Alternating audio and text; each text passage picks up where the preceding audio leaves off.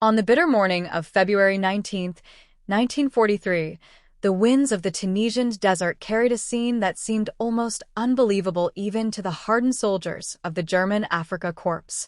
From a high vantage point overlooking the battlefield, Field Marshal Erwin Rommel watched through his binoculars as columns of American troops fell back in confusion.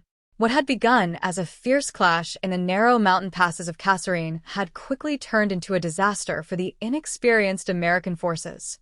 German tanks surged forward like unstoppable predators, tearing through defensive lines that collapsed almost as quickly as they were formed.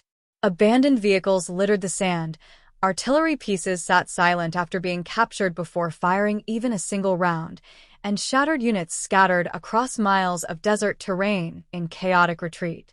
Within just 6 days of fighting, American casualties climbed to more than 6,500 men, with nearly half of them taken prisoner. For Rommel, a commander who had spent years defeating British forces across North Africa, the battle appeared to confirm everything he believed about the American military. That evening, Rommel wrote a letter to his wife. His tone carried a quiet satisfaction. In his words, the Americans had not yet learned how to fight. To him, they looked like enthusiastic amateurs thrown into a professional war they barely understood. Their tactics were clumsy, their command structure ineffective, and their battlefield coordination almost non-existent. It seemed obvious to the German high command that the United States had entered the war without the experience or discipline needed to challenge the seasoned armies of Europe. But far away from the desert battlefield, another German officer would later offer a very different judgment.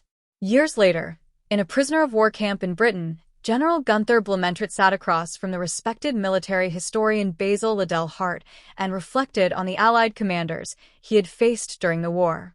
When the conversation turned to American leadership, Blumentritt spoke with genuine admiration about General George Patton. He described Patton as the most aggressive armored commander among the Allies, a man whose energy and initiative reminded German officers of their own most respected military traditions.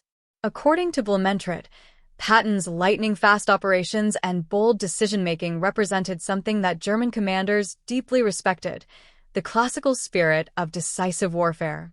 The contrast between Rommel's early dismissal and Blumentritt's later admiration reveals one of the most remarkable transformations of the Second World War. At first, German soldiers underestimated their American opponents. They believed they were facing an army that lacked the discipline, cohesion, and battlefield experience required for modern warfare. But within a surprisingly short time, that perception changed dramatically. German veterans who fought across Europe began describing the Allied armies in very different ways depending on which nation they encountered. The British were respected as disciplined and methodical professionals. The Canadians earned a reputation for ruthless determination in battle. Yet the Americans inspired a different kind of reaction entirely. German soldiers often described them with words that carried a mixture of shock and dread: overwhelming, unpredictable, relentless. Above all, they spoke with fear about the enormous firepower the Americans brought to every battlefield. The roots of German confidence stretched back long before the first American troops arrived in North Africa. In the years leading up to the war, German intelligence officers carefully studied the military capabilities of the United States. Their conclusions seemed reassuring.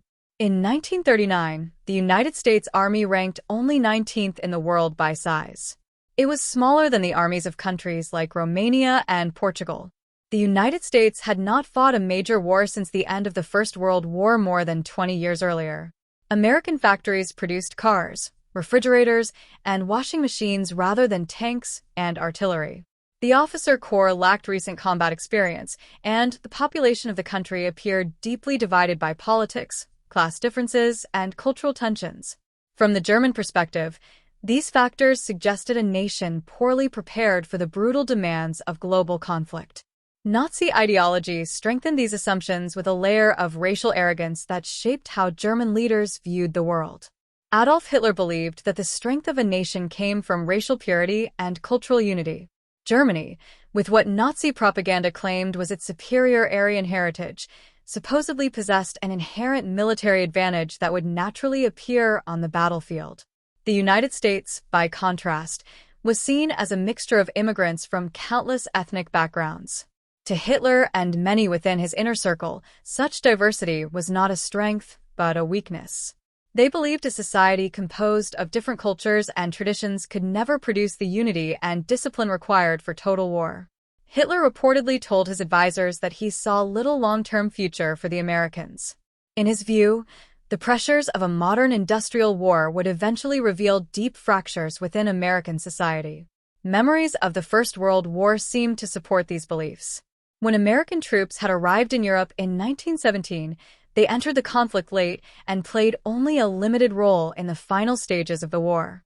Although they fought bravely in several engagements, German officers who encountered them often described them as enthusiastic but inexperienced.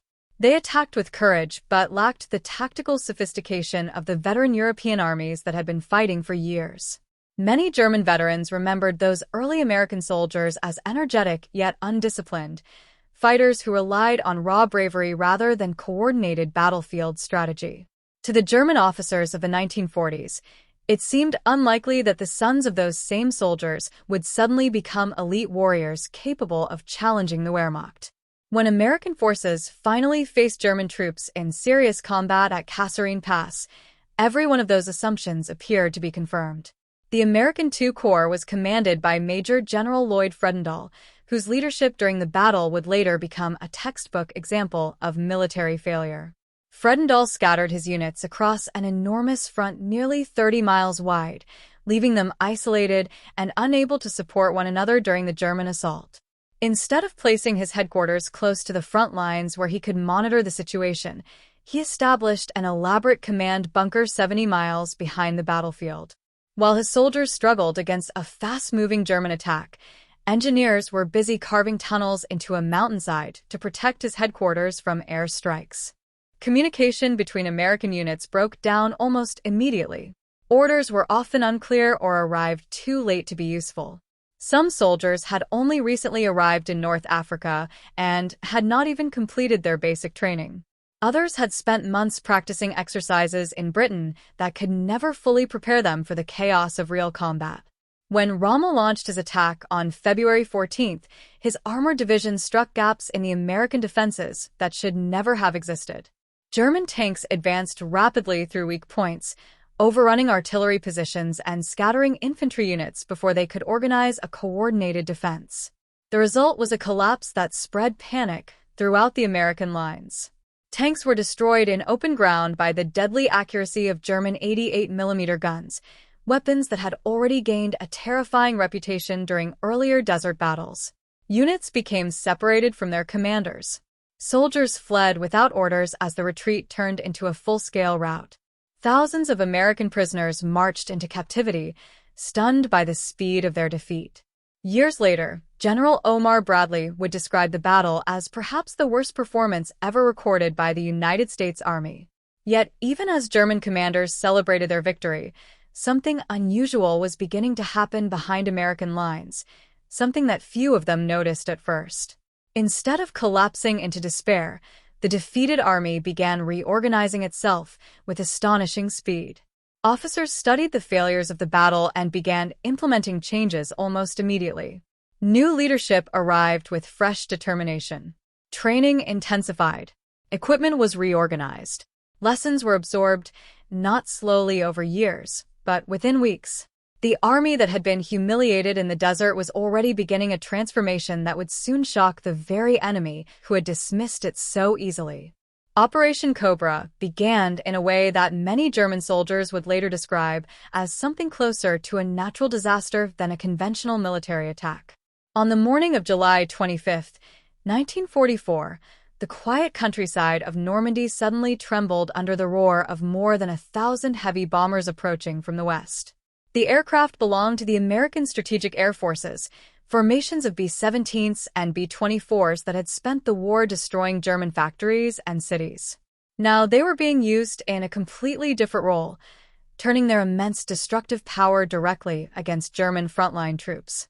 As the bombers reached their release points, the skies seemed to open.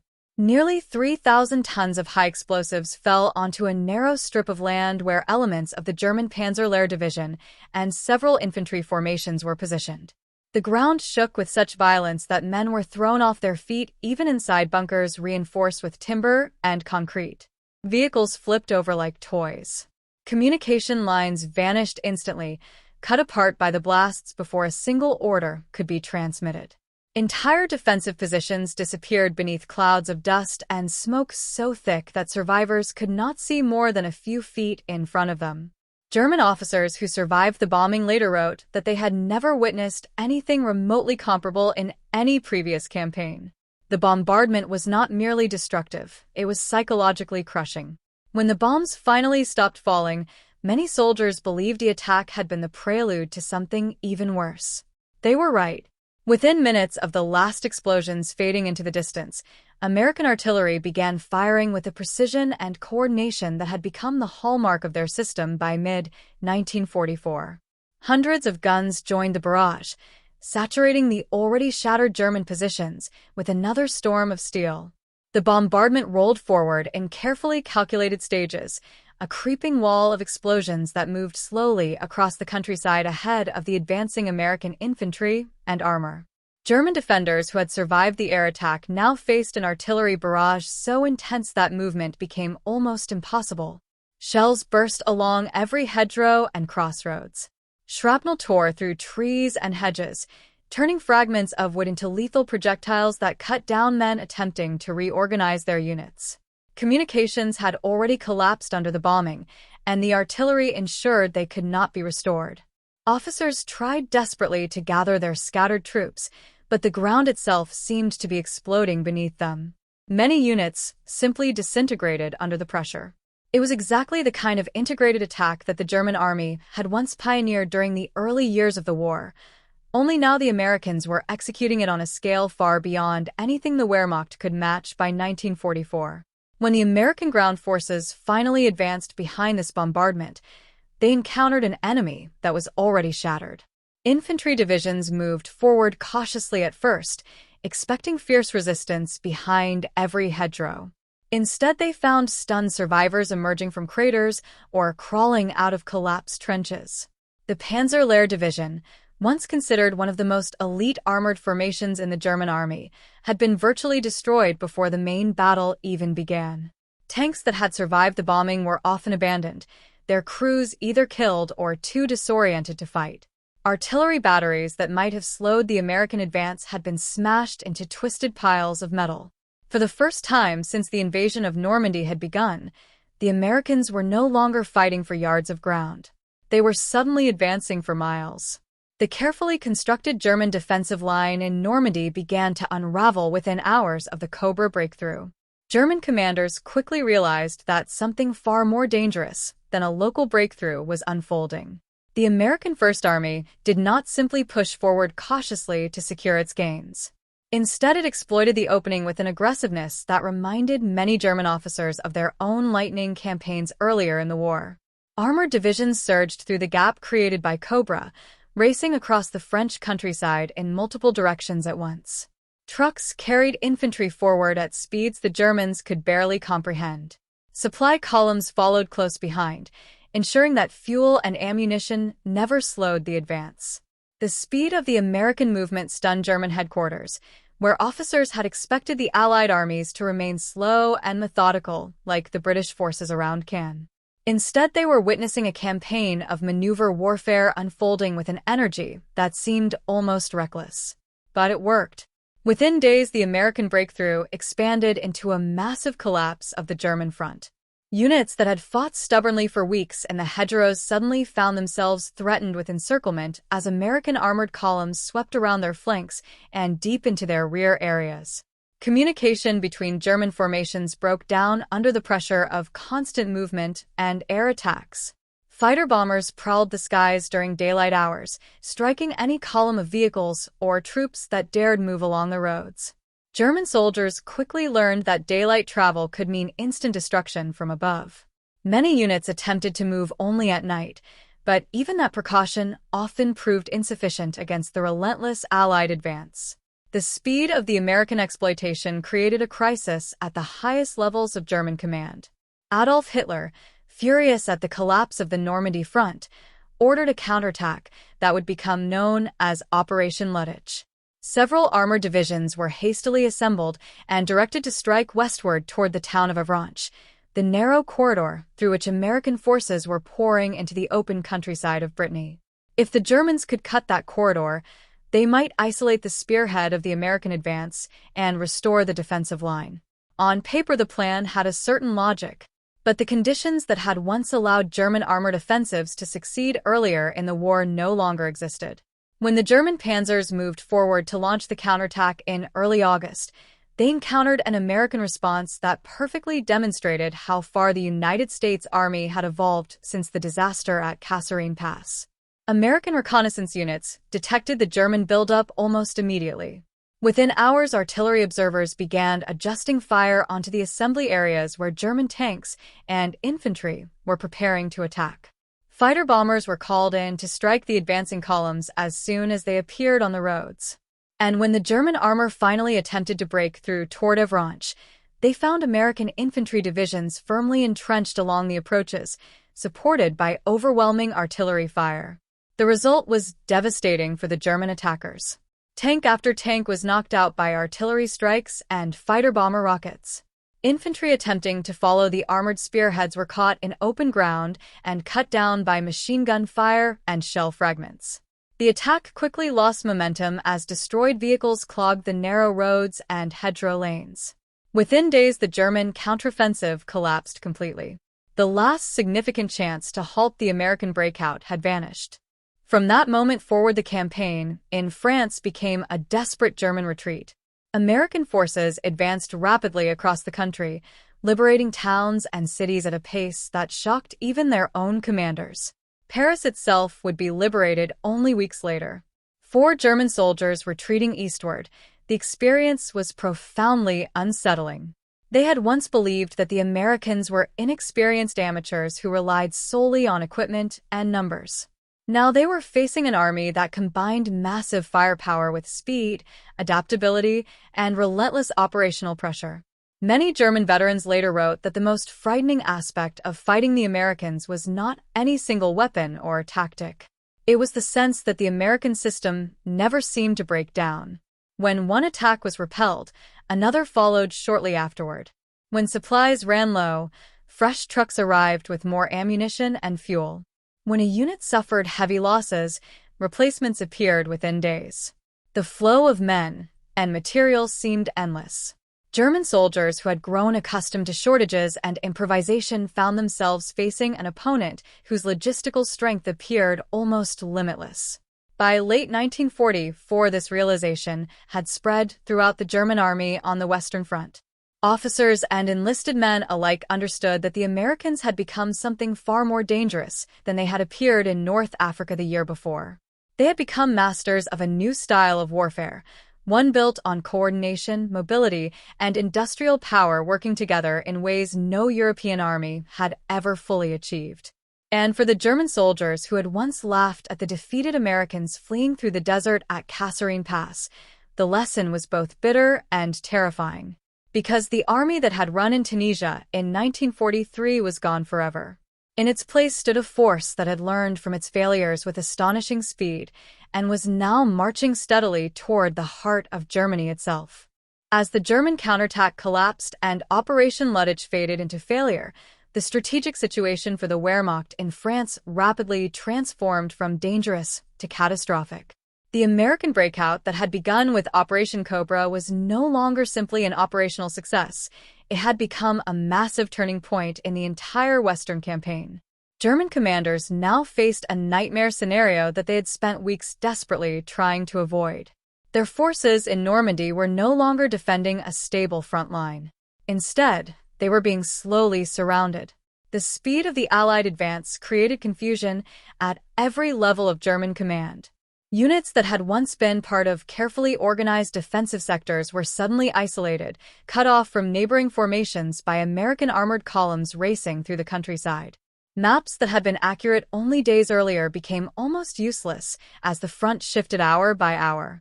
Reports arriving at headquarters were often outdated before officers could even read them. In some cases, German divisions discovered that enemy troops had already moved behind them before any warning reached their command posts. Meanwhile, the Allied armies were closing in from multiple directions. American forces advancing from the west and south were driving deeper into the French interior, while British and Canadian armies continued pushing southward from the north. Slowly but inevitably, the German forces remaining in Normandy were being compressed into a narrowing pocket centered around the towns of Falaise, Trun, and Chambois. This developing trap would soon become known as the Falaise Pocket, and for the German army it represented one of the most dangerous moments of the entire war. Inside the pocket, the situation deteriorated quickly. Roads became clogged with endless streams of vehicles, artillery pieces, horse-drawn wagons, and exhausted infantry units attempting to escape before the encirclement closed completely. Columns stretched for miles along narrow country roads that had never been designed to carry such traffic. Fuel shortages made the chaos even worse. Many German vehicles were simply abandoned when their tanks ran dry, blocking the path for those behind them.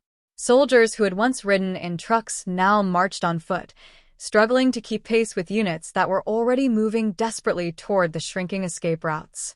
Above them, Allied aircraft dominated the skies. Fighter bombers roamed freely over the battlefield, hunting for any sign of movement along the roads leading out of the pocket. When pilots spotted German convoys attempting to withdraw, they attacked immediately with rockets, bombs, and machine gun fire. Survivors described scenes of almost unimaginable destruction. Burning trucks and tanks littered the roads. Horses pulling supply wagons were cut down by strafing runs, leaving wagons overturned across the path. Ammunition vehicles exploded in massive fireballs that could be seen for miles across the countryside. For German soldiers trapped within the pocket, the air attacks created a constant sense of dread. Movement during daylight hours became almost suicidal. Many units attempted to hide in forests or villages during the day and move only at night, but even darkness offered limited protection. Allied artillery, guided by reconnaissance aircraft and forward observers, frequently targeted the roads that German units had to use to escape. Shells burst among the retreating columns, adding even more wreckage to the already blocked routes. Despite the chaos, German commanders attempted to organize a controlled withdrawal. They understood that if even part of their forces could escape the encirclement, they might still be able to establish a defensive line farther east along the Seine River. Orders were issued for armored units to hold open narrow corridors through which infantry and supply units could retreat. In several locations, desperate battles erupted as German tanks attempted to push back advancing Allied forces long enough to keep these escape routes open. One of the most critical areas was near the town of Chambois, where American, Polish, and Canadian forces were converging in an attempt to close the final gap in the encirclement. The fighting there was intense and chaotic. German units that had been retreating for days suddenly found themselves forced to turn around and fight again, attempting to break through Allied blocking positions. Tanks clashed at close range among burning vehicles and shattered buildings. Infantry fought house to house, sometimes engaging the enemy only a few meters away across narrow streets or fields. For the Allied soldiers closing the pocket, the scale of the German retreat was astonishing. Everywhere they advanced, they encountered abandoned equipment, artillery pieces left beside the road, trucks burned out by air attacks, and entire supply depots hastily destroyed by retreating German troops. Fields were littered with wrecked vehicles and the remains of units that had been caught in the open by fighter bombers.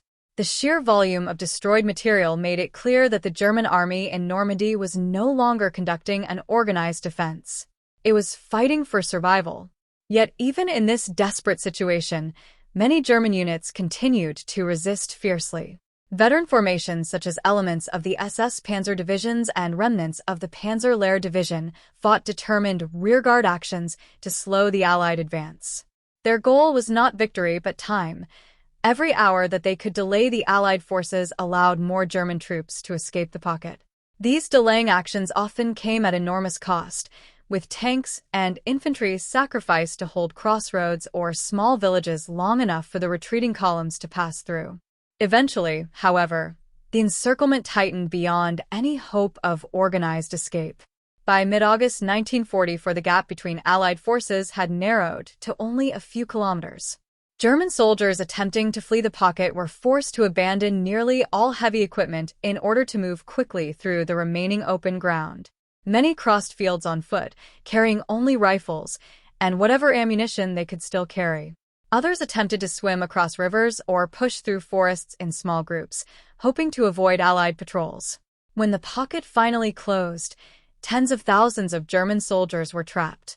Many surrendered almost immediately, exhausted after days of retreat under constant air attack.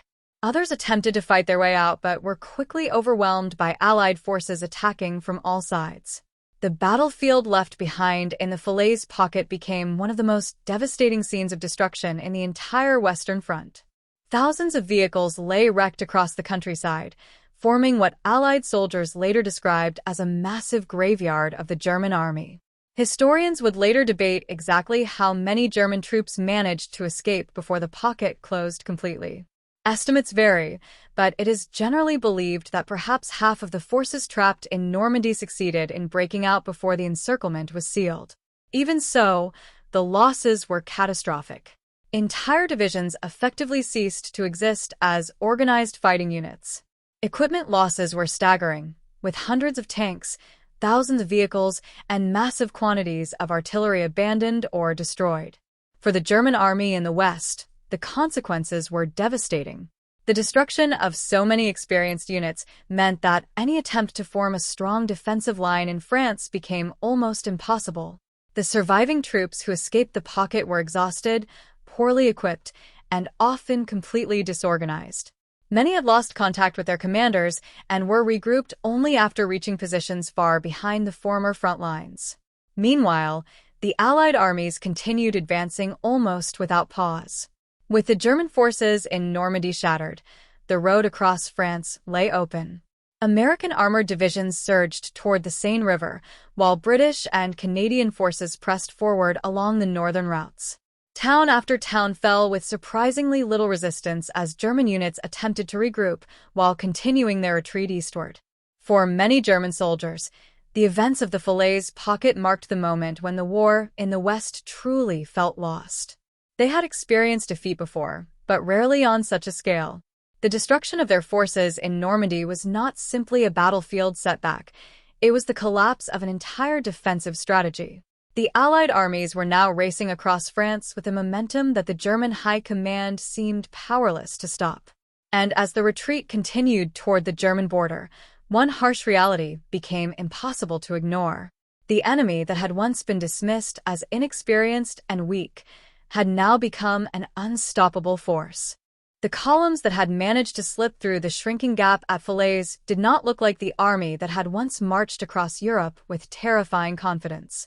What emerged from the pocket was not a disciplined formation of divisions ready to regroup, but a battered stream of survivors moving eastward through France with almost no organization left. Trucks without fuel had been abandoned along the roads. Tanks that could not be repaired had been blown up by their own crews. Entire artillery batteries had been left behind simply because there were no tractors or horses left to move them. The soldiers who escaped carried only what they could hold in their hands, and many of them had not eaten properly in days. Yet the German high command still hoped to stabilize the situation before the Allies reached the German frontier. The plan was simple in theory, but nearly impossible in practice. The retreating forces from Normandy would regroup along the Seine River, establish defensive positions, and buy enough time for reinforcements from Germany to arrive. If they could hold the line there, perhaps the Allied advance could be slowed long enough for a new defensive system to form deeper inside Western Europe. But the reality unfolding on the ground was far more chaotic than the maps in headquarters suggested. The units arriving at the Seine were shadows of what they had once been. A division that had entered the Normandy campaign with thousands of men and dozens of armored vehicles might now consist of a few hundred exhausted soldiers and only a handful of functioning trucks. Many officers had been killed or captured during the fighting in the pocket, leaving junior commanders suddenly responsible for units far larger than they had ever led before. The retreat itself became a race against time. American armored divisions were advancing with extraordinary speed, exploiting every gap they found in the collapsing German defenses. Columns of Sherman tanks and half-tracks pushed through towns and villages, sometimes faster than German forces could even react. In some places, American units arrived at river crossings only hours behind the retreating Wehrmacht formations, forcing desperate rearguard battles as German engineers tried to blow bridges before the enemy could seize them. Air power made the German situation even worse. Allied fighter aircraft constantly patrolled the roads leading east, searching for any sign of movement. Pilots had learned to recognize the long, dusty columns that marked retreating convoys. Once spotted, these convoys rarely escaped attack. Rockets slammed into trucks and armored vehicles. Machine guns raked the roads. Drivers panicked and swerved off the narrow lanes into ditches or fields, leaving even more wreckage blocking the path for those behind them. For the soldiers trying to escape, the sky had become just as dangerous as the battlefield. Many German units began traveling only at night, creeping forward along darkened roads with headlights covered or turned off completely. The result was slow, exhausting movement where drivers could barely see the vehicles in front of them. Accidents were common. Trucks slid off roads, collided with one another, or broke down entirely. When that happened, there was rarely time to repair anything. The damaged vehicle was simply pushed aside if possible, or abandoned where it stood. Meanwhile, the Allied command sensed that the German army was on the brink of complete collapse. Orders were issued to maintain relentless pressure across the entire front. American forces under General George Patton were particularly aggressive, driving their Third Army forward with a speed that stunned even their own supply officers. Fuel trucks raced behind the advancing armored units, trying to keep up with tanks that sometimes traveled dozens of miles in a single day. French civilians watched the rapid advance with a mixture of relief and disbelief. Only weeks earlier, their towns had been under tight German occupation. Now, Allied tanks rolled through streets filled with cheering crowds waving flags that had been hidden since 1940.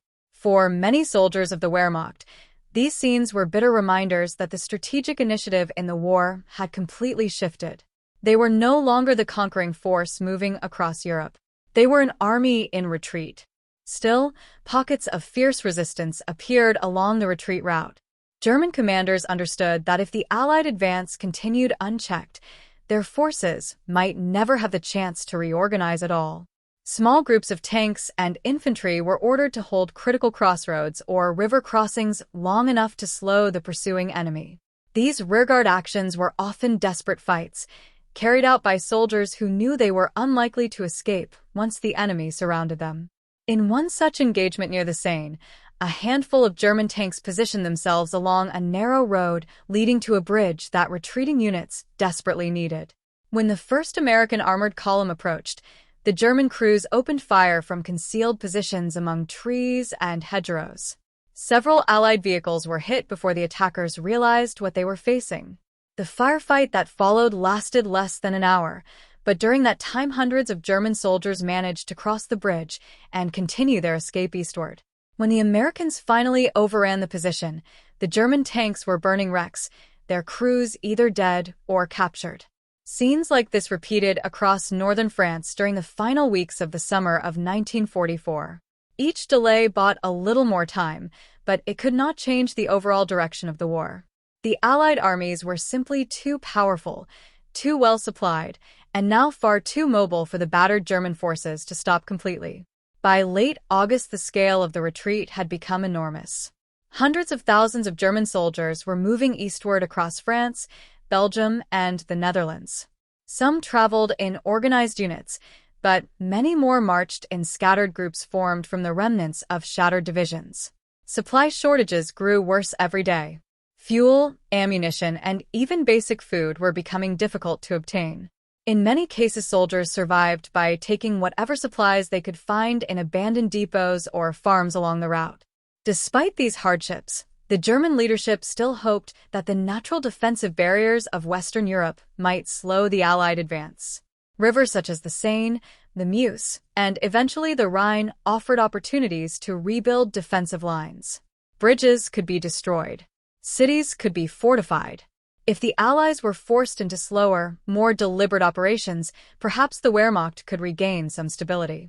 But every mile the Allies advanced made that task harder. The speed of the American and British forces kept pressure on the retreating German army without giving it time to rest or reorganize. What had begun as a breakout from Normandy was now transforming into a massive pursuit across the continent. For the soldiers who had survived the chaos of the Falaise Pocket, the retreat eastward felt endless. They marched through towns they had occupied for years, now leaving them behind in defeat. The road ahead led toward Germany itself, and many of them were beginning to understand that the next defensive line might not be in France or Belgium at all. It might be on German soil. And if the Allies reached that point with the same momentum they had shown since the breakout from Normandy, the war that had once seemed so certain for the Third Reich would enter a far more dangerous phase than anyone in Berlin had ever imagined. By the time the retreating German forces reached the borders of Belgium and the Netherlands, the entire Western Front had transformed into a desperate race between collapse and survival. What had begun in Normandy as a defensive battle to contain the Allied invasion had now become a full-scale strategic withdrawal across Western Europe. The German army that had once dominated the continent was now fighting not to win the war, but simply to slow its inevitable direction. For many German soldiers, the realization came slowly. In the early years of the war, they had advanced across Poland, France, and deep into the Soviet Union with a sense of unstoppable momentum. Orders had always meant moving forward. Maps had always been filled with arrows pointing into enemy territory. Now those arrows pointed in the opposite direction. The same roads they had once used to invade Europe were now the roads they used to escape it. Yet even during this collapse, discipline within many German units did not completely disappear. Veteran officers understood that if the retreat turned into total panic, the entire Western Front would disintegrate. Their goal became simple: hold together whatever fragments of the army remained, withdraw them toward defensible terrain, and rebuild some form of organized resistance before the Allies reached Germany itself. The Rhine River quickly became the central focus of these hopes. Stretching hundreds of miles across Western Germany, it represented one of the strongest natural defensive barriers in Europe. If German forces could regroup behind the Rhine and destroy the bridges in time, the Allied armies might be forced to halt and reorganize before attempting a dangerous river crossing. Such an operation would take time, and time was now the most valuable resource the German High Command possessed. But time was exactly what the Allies refused to give them. American and British armored columns continued to advance with extraordinary speed. Their commanders had learned a crucial lesson from the Normandy campaign. Once German defenses began to crack, the key to victory was relentless pursuit. Instead of stopping to consolidate every captured position, Allied units pushed forward aggressively, leaving slower infantry formations to secure the rear. Tanks, reconnaissance vehicles, and motorized infantry surged ahead, probing constantly for weak points. Sometimes the advance moved so quickly that German units were still organizing defensive positions when American tanks suddenly appeared on the horizon. In several towns, German commanders barely had time to issue orders before Allied artillery began landing on their positions. The war had become fluid, unpredictable, and brutally fast. For civilians across Western Europe, the speed of the Allied advance brought a dramatic shift in daily life. Cities that had lived under German occupation for 4 long years were suddenly liberated within hours. Resistance fighters emerged from hiding. Flags that had been banned since 1940 appeared in windows and on rooftops. Crowds gathered in the streets to greet the Allied soldiers who rolled through their towns in long armored convoys. But the liberation also revealed the scars left by years of war. Railways were damaged, bridges destroyed, and entire neighborhoods scarred by bombing and artillery fire. Supply shortages affected civilians just as much as soldiers.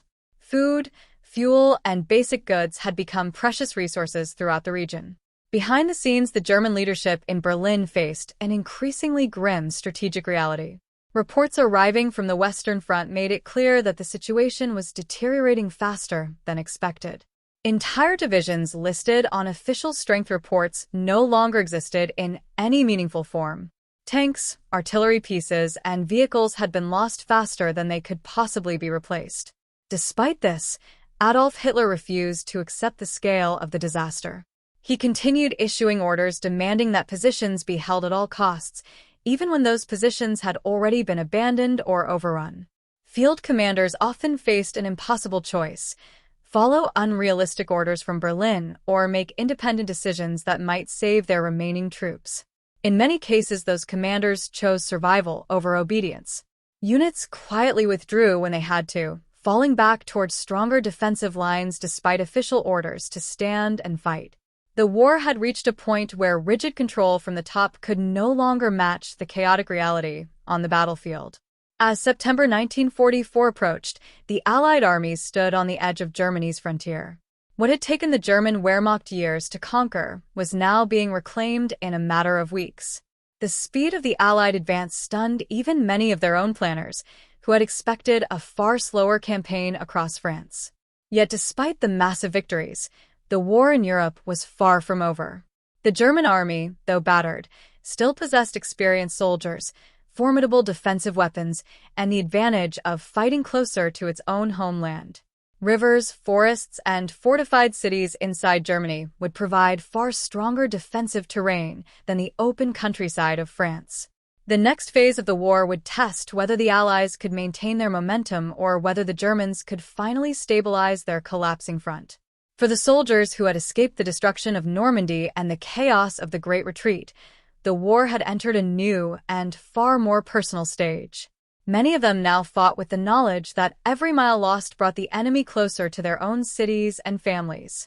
The battlefield was no longer distant foreign territory. It was becoming Germany itself. And as the Allied armies prepared to cross the final natural barriers protecting the Reich, both sides understood that the coming battles would decide not just the fate of armies, but the fate of Europe's most devastating war. The long retreat from Normandy had ended at the doorstep of Germany. The final struggle for the heart of the continent was about to begin.